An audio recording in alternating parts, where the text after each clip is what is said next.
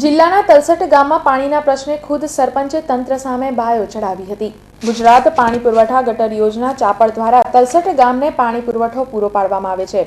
જો કે છેલ્લા ઘણા સમયથી તલસટ માથે પાણી સંકટ તોડાયું હતું, જે સંદર્ભે સરપંચ સુખદેવસિંહ ઠાકોર અને ગ્રામજનોએ અનેક રજૂઆતો કરી હતી, છતાંય પરિણામ નહીં આવતા આજરોજ સરપંચની આગેવાનીમાં ચાપડ પમ્પિંગ સ્ટેશન ખાતે હલ્લાબોલ કર્યો હતો। સરપંચ સુખદેવસિંહ ઠાકોરે પમ્પિંગ સ્ટેશનની બેદરકારી છતી કરી તલસટ ગામના લોકોને સ્વચ્છ પાણી મળે તેવી માંગ કરતા ઉગ્ર આંદોલનની ચીમકી ઉચ્ચારી હતી। પાણી પુરવઠા અરે પાણી પુરવઠા વારંવાર રજૂઆત કરવા છતાં પણ કર્મચારીઓએ ધ્યાનમાં ન લેતા આજે ગામ લોકો મારે ત્યાં શહેરમાં આવ્યા હતા અને એકત્રિત થઈને રજૂઆત કરી હતી, કંઈ ને કંઈક સરપંચ તમે રસ્તો કરો, નહીં તો તમે જો નહીં આવો તો અમે ત્યાં જઈએ છીએ।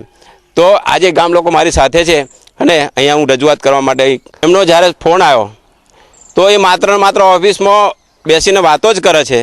સ્થળ પર એમને એ પણ ખબર નથી કે કમ્પાઉન્ડ વોલની અંદર કેટલા વાટા લીક છે।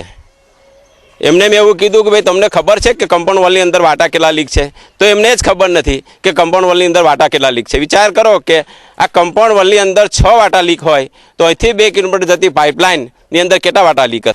જો સમય આવતા આ જે કંઈક વાટા લીક છે પાણી રેગ્યુલર નહીં મળે તો અત્યારે તમે જોઈ શકો છો કેટલી બધી મોટી સંખ્યામાં ગામ લોકો ઉપસ્થિત છે।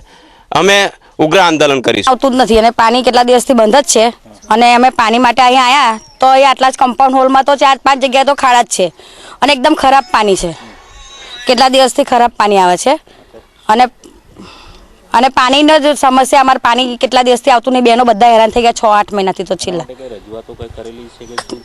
અવારનવાર સરપંચે રજૂઆત તો કરી જ છે અને આગળ બી જાણ કરેલી જ છે। ત્યાં પાણી છેલ્લા 8-1 મહિનાથી પ્રોબ્લેમ છે પાણીની, પાણી ગંદુ આવે છે અને પાણી આવતું જ નથી। મહિનામાં 2-3 વાર પાણી લીકેજ હોય છે, લાઇટ જતી રહે છે, એવું બધું બહાના બતાવે છે। અમે શું કહેવામાં છે પાણી પુરવઠાવાળા શું કહે છે? એ લોકો કહે છે કે લાઇટ ગઈ છે, મોટર બળી ગઈ છે એવું કહે છે।